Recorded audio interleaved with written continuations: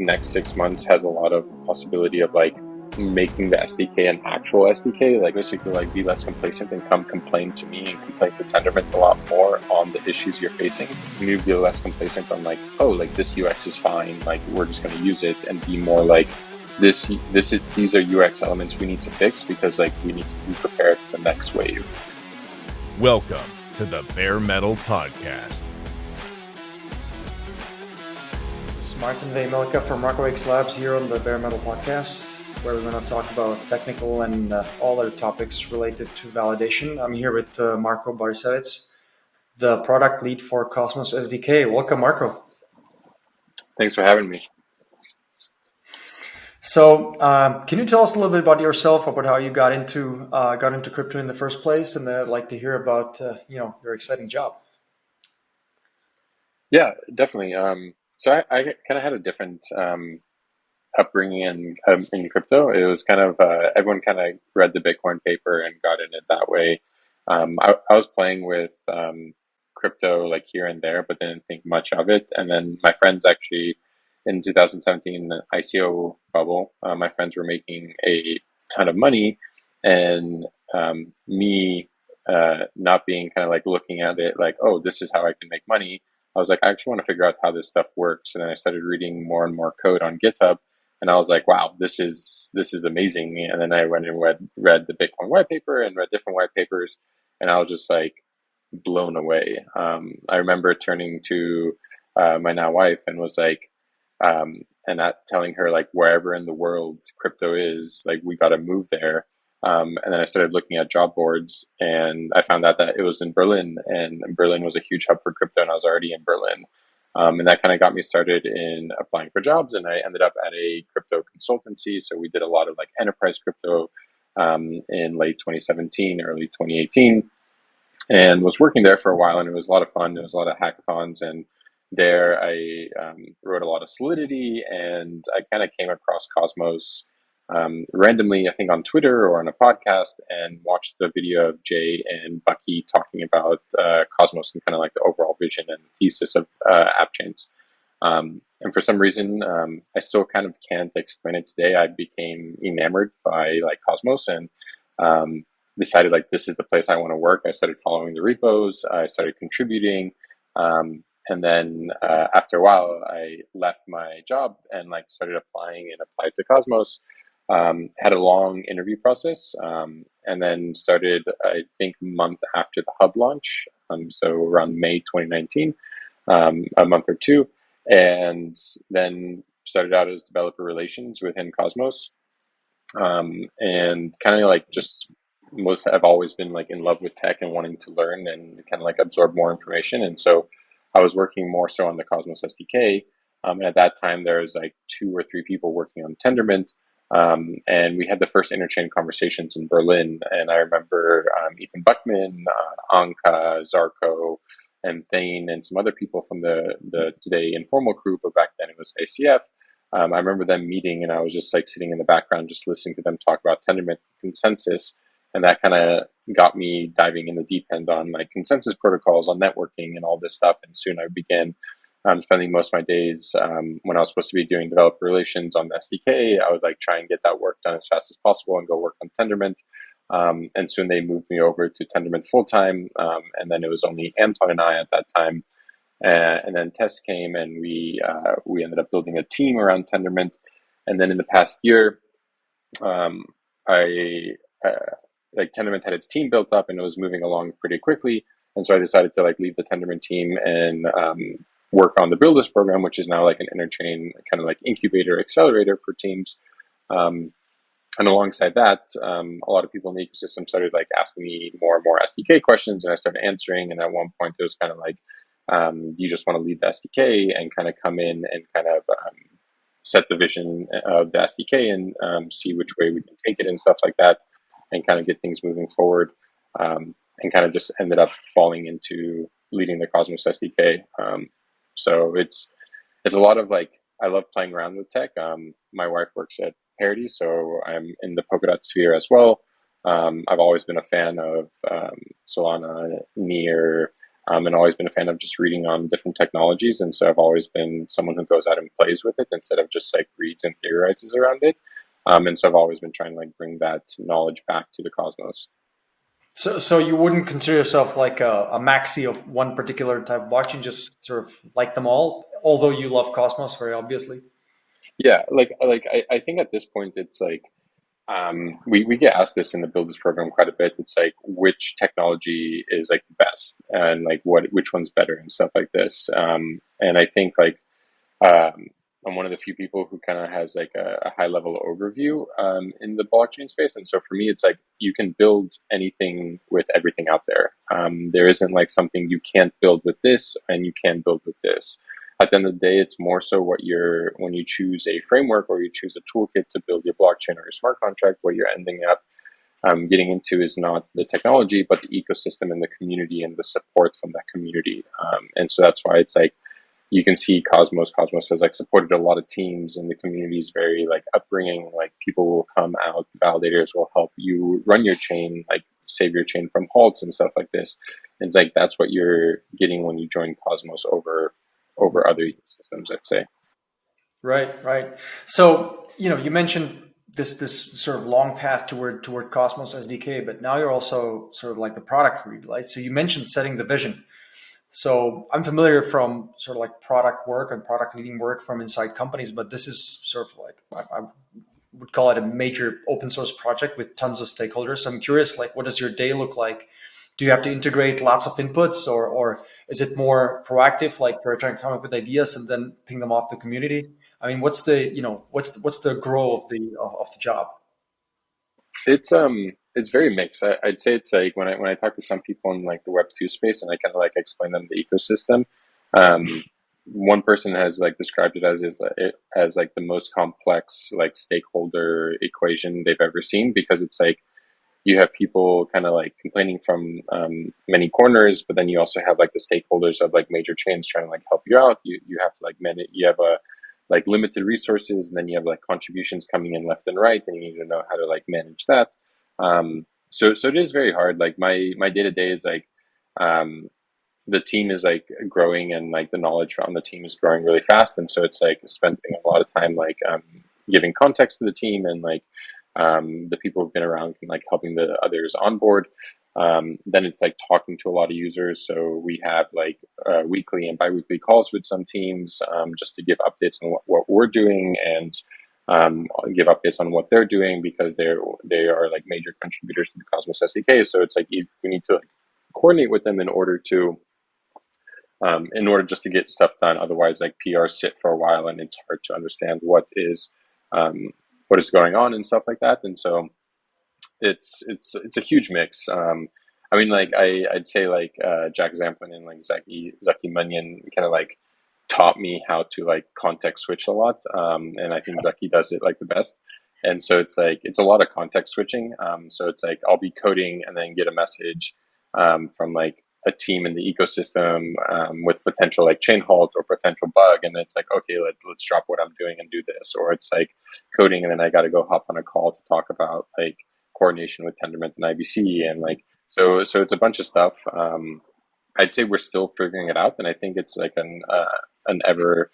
it's a never-ending learning story of like how to do this in an open source environment. And many times when I look at open source environments, like you have a lot of teams you have a team who's like maintaining the software, but then you have a lot of teams using it and very little like contributions back. But it's like we kind of have a good balance of like we have a lot of contributions, and let's say we have like a lot of people willing to contribute. We just need to get better at enabling them to contribute in a way that benefits the entire ecosystem, not only like picking up random issues. Yeah, I get it. So in regards to Zaki, like I've seen the man. I don't think he context switches. I think he just runs multiple threads, like in hardware, because he tweets and Or he just has clones. Yeah. yeah. But anyway, like back to the Cosmos SDK. I mean, like we've been in and out of Cosmos SDK ourselves, looking at it. We like the code base. It's really modular. It's really well organized. And I'm curious, like you get to see a lot of use cases, right? You get to see chains using Cosmos SDK, deploying it in different ways. So I'm wondering, has any of the chains been using Cosmos SDK in like ways you didn't expect, or like in some surprising ways? I think it's happening like more and more lately as more ecosystems like come out. They're like, hey, we want to do this, and we're like, okay, like you can do this. Like today, and with today's technology, this is how you do it. In like 2 months' time, we're gonna have X and Y feature, and you're gonna be able to do it in that sense. And so it's kind of like managing expectations from their end and managing like timelines. So it's like, um, but yeah, there's definitely, I think like Say is like the perfect example. Like they're pushing like the software the hardest, and making modifications to the software, and we're working with them in order to see how we can upstream some of those changes and make the SDK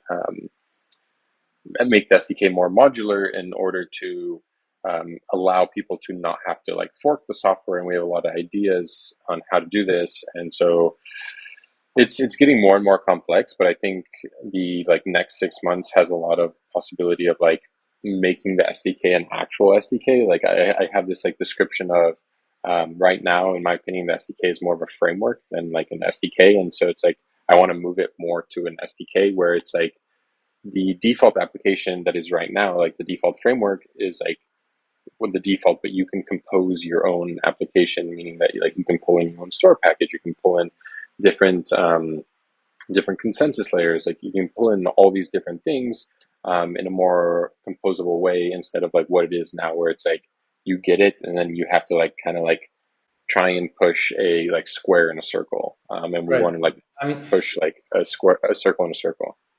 makes sense. To go for that, I mean, that sounds like a pretty hard goal, right? Because there'll be lots of dependencies between the modules, yet you want to make it sort of pluggable and use this, don't use that. So yeah, lots of luck with this. But I'm also curious. You're a dual citizen in the Cosmos ecosystems because you also run validators. So this is basically like a unique position because you run validators that run lots of the software that you help make. So I'm interested in your experience as a validator on Cosmos chains. Like, so you've started validating some chains. Which chain do you start with? Yeah, we who did we start with? I think we started like with osmosis, and then slowly started expanding as the team as the ecosystem grew. I think the ecosystem's like 30, 40 chains, and I think we only operate on six. We're not like jumping to like every chain. It's kind of like chains that we're like most interested in, or have like a vested interest in it. And so that's the main thing. I think running a validator gives me a lot of insight because it's like I'm in most validator chats, even the ecosystems that we don't operate validators in. The teams like invite me to the validator chat, and I kind of keep up with the conversation. Looking into like security halts, chain halts, and chain upgrades, I get so much insight of like, okay, this is like horrible UX, this is a bug we need to fix and stuff like that. Then I go create an issue, and then someone on the team picks it up. So it gives me like exceptional like product feedback on being able to like actually see the software in production. And I think also um, like we have a lot of monitoring on the validators, and so in this sense I'm able to like see like, okay, like during this time of a chain, like we had a lot of like memory spike, like why did we have a lot of memory spike and stuff like that. And so I'm able to like look in and diagnose.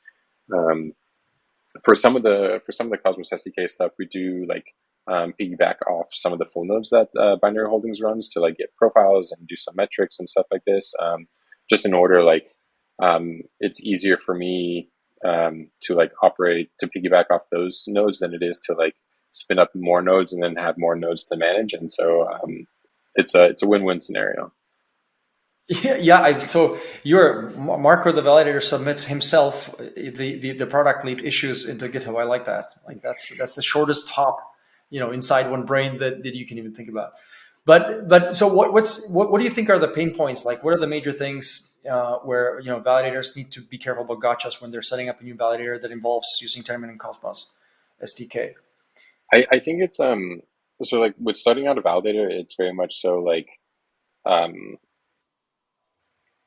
it's multifaceted because it's like on some chains, like the chain, it doesn't have high throughput, and so it's like you don't need like a $200 machine. Like you can easily go with like a cheaper machine, and then once you see like your node missing some blocks, then it's like, okay, you first identify like why is it missing blocks? Is it like CPU? Is it RAM? Is it these things? And then it's like, if it's one of those things, or like disk, then it's like, let's upgrade the node and see how it reacts. I think many people end up like grabbing like a high performance node right off the shelf, and then like they don't use 20% of the computational power. And I think that's like one of the hardest things to do, because for some validators, like they're small validators, and I think the bigger validators can do whatever they want because they're backed by a fund and they have this backing and stuff. But I think the smaller validators are the ones that have to be like more cognizant of cost and margin in order to, if they're trying to do this as a full-time job, then they have to be really cognizant of like, okay, like I don't need to run like a heavy duty machine on this chain, but on this chain I need to run a heavy duty machine. And so it's like they're able to do that trade-off. Otherwise, like compared to other ecosystems, I find like operating, I mean, it could be that I'm also just like day to day in Cosmos, but I do find it simpler to start chains. It's like, hey, download the binary, and then if the chain's already started, download this snapshot. There's commands in the web page to like copy when you do it, and then do like SIMD, like the application D binary start, and then like the node just starts up. And in like other Let me ecosystems, question for this one. Do you think validators should be building the binaries themselves off of the code they can see in the repo, off of like a known tag, or like is it cool if they just download the binary? for me, like I'm a firm believer that it's like that you should be building from source each time instead of downloading binaries. Um, I like yeah I just find that like a lot safer. Even if for me, the funny part is like I know the team. Like we can use Osmosis or Edmos for example. Like I know the team fairly well. Like we worked together when we were at All in Bits, and like we know each other very well for many years. But still, like I download the binary. Like I was actually on a call last week with the game of Chains people, and they were like, "Oh, here you go, this binary." I'm like, "Can you give me the source code? Like, I want to compile it from source." And it's like I'm like debugging something, but in my head, it's like the first thing I want to do is like compile from source instead of download a binary. Okay, but you're not saying it's necessary, or like you'd recommend it for everyone, but it's just like your feeling is you yourself want to be building this, or Yeah, would you go as far as saying like validators should be building this from source as a matter of as a rule? I don't think it's mandatory. I think for me, it's like something in the back of my head, like me and the friend who operates the validators with. Um, we just both have this mentality of like always build from source no matter what, and we've always been like that. But I think like if the chain is like is doing like GPG signing of binaries, then I think it's totally safe to download it. Um, yeah. Cool. Makes sense. So you touched on a topic that I think is really important today because we're in a bear market, right? And that's profitability. Are there any tools, tips, tricks, tutorials out there like what to go for when you're trying to optimize for costs? Like you can try and reduce RAM to this tends to be safe, or you should first try to do CPU reduction, by like go for a CPU, or I don't know, like is there some sort of material that somebody can look at, or is it sort of, use your best judgment, try a couple of nodes? I think it's definitely use your best judgment. I think right now it's like, well, first of all, like on the validator node, it's like um, run with most things turned off, like even like gRPC turned off, even like these things that are like automatically turned on, just go turn them off. Set pruning to like a reasonable level so you don't have to like get a big disk space. It's kind of like these small things that like add up. But overall, like I think if you're in the cost savings area, then like there's a trade-off you're making with like, okay, like maybe I have a node with a server with like 500 gigabytes SSD instead of like 2 terabytes. The 2 terabytes, maybe I have to go clean like once every 3 months, but the 500 gig, maybe I have to clean like once a month. And so the trade-off you're making is like, okay, you got to spend maybe like an hour extra or like 30 minutes extra just like cleaning the node. But I think that's like a fine trade-off, especially if you have it automated through like scripts and stuff like that. Then it's like a fine trade-off to make. But generally, like I think that if you run like a remote signer, I don't know, like if we look at kind of like other ecosystems, like the Polkadot ecosystem had sentries, and they actually removed sentries because of like how the P2P network was designed. I think, and I've talked with a lot of people like Zaki Jack and Ethan Buckman about this. Like Cosmos is like communicated something that was like overly secure, and it's like very secure to run these things. But I do think that in some design, it's like doing something like high availability, using something like Horcrux from Strangelove, using just normal TM/KMS, and just like being aware that like or having a system that will do the swap when something happens um, is more than enough. So like maybe instead of running like 4 nodes, you can run like 2 nodes. But it is like up to the person's best judgment. Of course, like if you are newer to running servers, then it's definitely recommended to run multiple, so you have like that backup and not do something like high availability until you better understand like how like the DevOps part of it really works. But if you're more experienced, then I think like everyone who's like a DevOps person has their like own little magic that they put on the servers in order to like optimize things.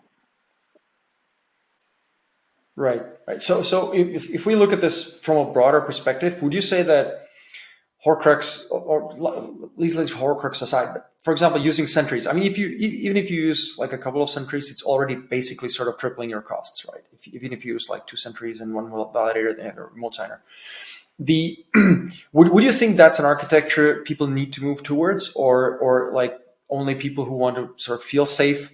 What's your view on running sentries? Um, so we do run sentries on networks with like higher value, and on smaller chains we run with more like high availability designs. Um, and this is because like in the Cosmos ecosystem, it's been like pushed onto everyone that they need sentries. Um, I'm of the opinion that like I think sentries are like overkill because it just like I kind of have like yet to see like a validator go down because it's being DOSed, and so it's like Agreed. when a chain gets DOSed, like even like let's say like sentries won't help if a chain's getting DOSed, because it's like if they can, it's not that hard to see if a sentry is actually connected to a validator. Like you can actually see the connections that a server has, and if you can see the connections, then you can see which one's a private connection. And if you hit that, and if you find 3 nodes or 2 nodes, however many sentries you have, and you DOS those sentries, it's the same as though you were DOSing the validator. And so like the sentry is kind of like a firewall that like, unless you're using something like a VPC, like a virtual private network inside a data center, then it's like somewhat safer. But I think that it's just like kind of overkill for many chains. Right, right. Yeah, I mean, your arguments absolutely make sense to me. Coming from a sort of cybersec background, I always think about what's the threat model here. And, I guess we've both seen the space heat up with like, I don't know, Prop 82 and stuff like that. But I haven't seen validators trying to take each other down, like to get themselves, off the network, even, in this very sort of like, let's say, exciting time. So I would tend to agree. It always felt to me like having these sentries in front produces like a good feeling. But I wasn't certain that it's actually necessary to run a solid infrastructure, to run a solid installation, that you actually need to have this. Exactly. So moving on to like, let's say, less technical aspects, I'm wondering how do you choose blockchains to validate? Because there's, as you said, there are tens of blockchains around now, and you're validating on 6 of them. So you're somehow making a choice, right? So what are the criteria for you when you're looking at a new blockchain? And in general, what should validators think about? At least for us, it's like so the validator we operate. It's like it's a team of 4 of us. There's 2 Cosmos people and there's 2 Polkadot people. On the Polkadot ecosystem, we used to run on Polkadot and Kusama, and now we just run on Moonbeam, just because of like how proof of stake is designed in Polkadot. It's a bit more complex and makes you you have a lot more effort to put in to like earn a good reward. And so we just opted to run Moonbeam, so like a collator there. In Cosmos, it's like 6 chains. We run on some test nets, and just kind of like a chain starts, and if we find the product interesting, then it's kind of like, okay, let's spin up here and just see. Or sometimes um, like Chihuahua was like, it launched, and one of my colleagues, one of the other founders of Binary Holdings, he's a master of validators over in the Polkadot ecosystem. He's like, oh, let's spin up for Chihuahua, and I was like, okay, let's do it. And so it just it's kind of like free, and there isn't like criteria, but I think like right now it's kind of like there are some chains that are coming up in the Cosmos ecosystem that we're like interested in and want to be there like first. But I think it's also like, what is the maintenance of that chain? Like if it's a chain that's trying to move like really, really fast, then I think there's like a lot of trade-offs and a lot more work to like get it right. And then it's like, if your node goes down, then it's like, I think like there's like design flaws in the software that like, if the chain's moving really fast, you almost like, it's if the chain's moving too fast and like syncing's moving just as fast, then it's like you never really catch up to the head of the chain. And so I think there's like some issues there. And so we don't want to like join a bunch of chains, because we also have we all have full-time jobs. So it, like running a validator is more of a passion and product feedback cycle than it is like a full-time job for us. That's why also like we almost never sell tokens, just because like it's not a money thing for us. It's more of like, let's have fun and like be involved in the expansion of an ecosystem. Yeah, that's I guess doing it for fun is sort of like and if it makes some money, that's great, right? So that's sort of like the best position to be in if you're a validator. Obviously, also as we mentioned a couple of times, part of the it seems a good part of the job for you to identify these issues and get that feedback in. That's a marriage made in heaven, obviously. Yeah. But I want to push a little bit on this topic and ask, like, do you think validators are lending their credibility to new chains if they go and validate them? Do you see that as a choice that somehow binds you as a validator to, for example, to delegators that are going to go and stake with you? Yeah, I've talked to a few validators about this, and it's always been, and so I think there's like been a couple generations of validators come through the blockchain space, and I think the first generation we kind of had like Stakefish, Cosmos Station, Chorus One, kind of like those names that have been around for a while now. And if we kind of look at them, they're also like Cosmos Station has like a different kind of deal, because it's like they run the biggest and one of the best explorers in the Cosmos ecosystem, so they're kind of like incentivized to be like on many chains. So I think that's a different story. But I think like if we look at Chorus One, Stakefish, it's like they're not spinning up on every chain. They're not as interested in to like spin up in every chain. For them, it's like, did we invest? Is the product interesting? Do we see like a lot of value being brought to the ecosystem here? And then they go through their process of setting it up. Because I do think like for a lot of these bigger names, it's not like, oh, like a guy can just go to a server, grab a server and like spin it up. They have like a huge process, because they are doing this as like a large business, not as like a small team. And so that was kind of like the first generation. The newest generation now is kind of been a lot of bootstrap validators, a lot of newer validators, and I think this is why we're seeing like, I think Cosmos has like one of the most involved validator ecosystems of any chain, because it's a bunch of people who are like actually passionate about it and actually want it to succeed. But it's also a way for them to do like marketing, to be like very involved in the ecosystem. And I think that's very good. The downside here is like a lot of these newer generation validators have been over the past year, in like especially the bull market before like everything changed. It was like new chain, okay, new setup, new chain, new node, new chain, new node, and it was always like this rinse and repeat. And we kind of started seeing it hit a peak over the summer, and then like once the market started like returning, like normalizing a bit from its highs, then we saw like a bunch of validators like, oh, like we're going to spin down on this chain, we're going to spin down on this chain, we're going to spin down on this chain, and it's kind of like, like I always ask, like if you're willing to like spin down on that chain because the token fell, then it's like you were just there to like try and make a quick buck, and it's totally fine to do that. But I think it's like going to like every chain and then like the chain kind of like the team behind the chain disappearing is like you're kind of like you're putting your own credibility behind this chain, because it's like now your delegators who got this token are probably going to like stake it, instead of just like sell it, because it could just be like in 2 months the team disappears and the chain's just like a dead chain just running. And so here it's like, I do think like, and I think there's been a lot of discussion right now on Twitter. There's like some drama going on with like Jira. Jim from the Osmosis team has been like calling out some validators and stuff like this. And I think it's like, many people have been like reading into this in different ways, but I think the thing that the biggest takeaway here is like, these people are trying to like build like a safe ecosystem that validators and users can like trust. And they're kind of like trying to build that as a standard and as a value within the ecosystem. And I think that's super important.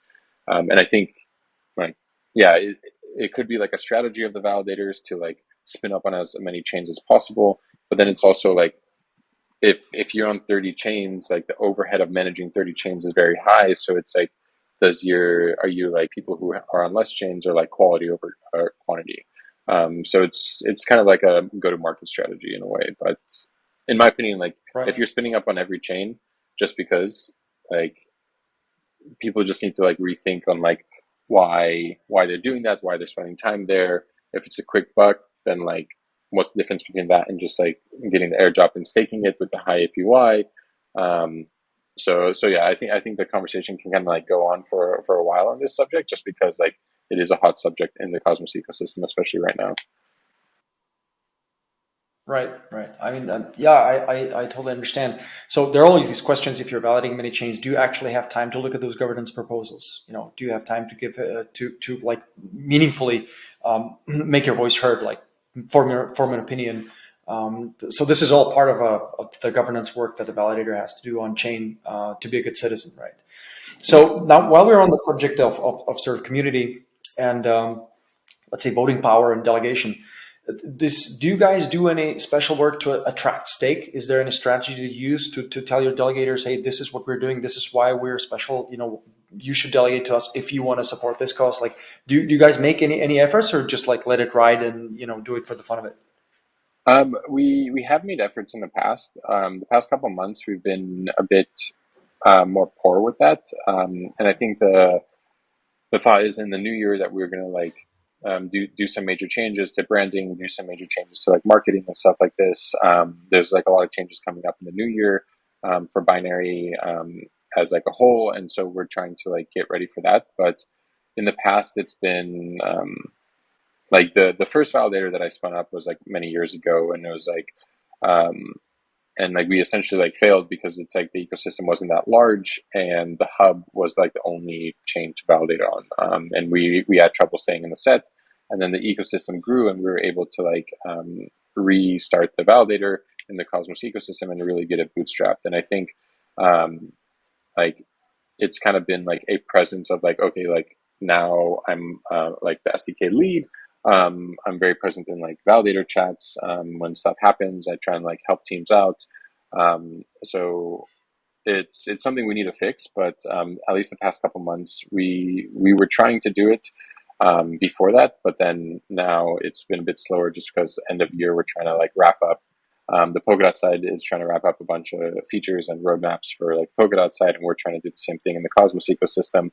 And so we've had to like slow down on various things. But I think like in Cosmos, like we're also running the infrastructure for a project called Numia. So Numia is kind of like a data analytics platform, and so we're helping build products and run the infrastructure there, and that's kind of been like also like bringing binary holdings to light a bit, just because it's like, hey, we're running this infrastructure, we're re-indexing chains, like we re-index the hub, and like there is no cost to like the hub, but the data is like open source for anyone to use. Yeah, that's pretty cool. So I'd like to sort of conclude or close with a question of what's your outlook on the major issues that validators are going to be facing, like say the next year or 2 years, and what are the major challenges you know they'll be looking at? That's a good question. So I think that uh, I'm interested to see how interchain security will play out. So interchain security V1. I think that like I've been of the opinion that like we should have gone to interchain security V3 right away instead of going to V1. The team opted to go to V1, and I totally respect that. But I think while it scales technology, like the human element is pretty high because now let's say you're a small validator who only runs on the hub because it's like you don't have time to run on different chains now. Like you have the potential that like you need to run on like 3 other different chains and like maintain governance proposals there and everything. And so I think the human element could be costly for smaller validators. So I'm definitely interested to see like how that will play out on the hub. Other than that, I think validators. I want validators and like including myself, like I've been kind of complaining. I've been complaining to myself about the Cosmos SDK, and then like a bit to the Tendermint team about various UX improvements that could be had, so like things just work. Because right now there is like some UX things that like that people use because like the UX inside the node or on the node are just like very poor, and so I think improving that, getting validators to be my new thing is like. And it really evolved from like the crypto scandals over the past couple months. Is like we need to be less complacent with the current UX, and not only on a user front, but also like on a dev UX front, on a validator UX front. We need to be less complacent on like, oh, like this UX is fine, like we're just going to use it, and be more like these are UX elements we need to fix because like we need to be prepared for the next wave. And so I think it's like the biggest thing here is like I want like validators. The biggest takeaway for me, if people want from this talk, is basically like be less complacent and come complain to me and complain to Tendermint a lot more on the issues you're facing, so we can tackle it and be prepared for the next wave. Because like if it's just me complaining to the SDK and me complaining to Tendermint and maybe like Jacob from Notional and Chill Validation is like really stepped up and doing some coding. If it's mainly like us 3 kind of like questioning a lot of the designs and the UX, then I think I'd call that a failure because there's only 3 of us that are actually like trying to push the UX forward. That sounds like great advice. So thanks very much for spending time, with us on the Bare Metal podcast, Marko, and hope to have you here again soon. Thank you for having me. It was super fun. Yeah, have a good one.